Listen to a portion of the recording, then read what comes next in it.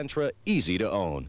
So for whatever your reason, see you at Santa Rosa Nissan, where you can still get the best for less.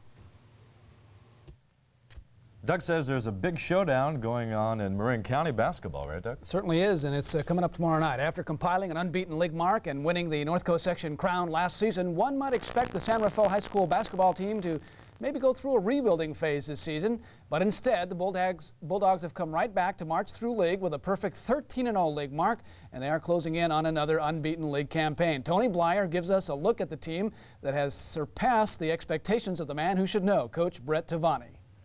The San Rafael Bulldogs came into this season with a lot of holes to fill from last year's championship squad. To the surprise of their coach, they filled those holes rather well.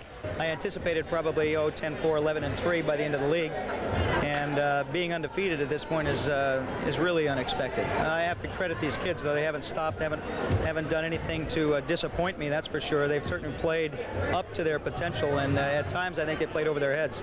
One returner whose steady play is a constant for the Bulldogs is guard Mike Bavelli. Mike sees the court so well. You know, he's a coach on the court. Without him, I don't know where we would be. You know, he sees the court so well, gives up the ball, shoots the thing very well, and so he's a pretty tough kid to defend, I think. The key to this year's team could be the play of the Bulldogs' big men inside.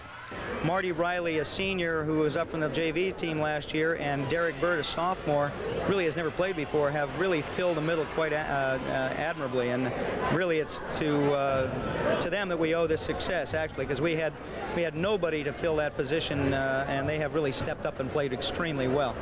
The only thing standing between the Bulldogs and another perfect league mark is Tamalpais High, who gave the Bulldogs a tough game earlier this season, losing by only 2 points. Well, it's going to be a very tough game. It's always tough to play at TAM. It's a cracker box to play in. Very small court, very loud. It's built probably in the 30s or 40s. The roof caves in down there, and they have very limited seating. So if anybody's going to go to that game, they have to get there early.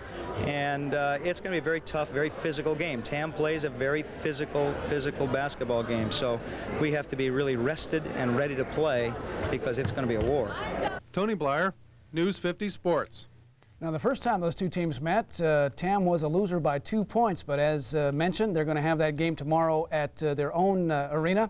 The big showdown is at 7 o'clock, and Tamalpais is a very, very strong team this year. It could make things very interesting tomorrow night when they meet up with San Rafael, and that's sports for now.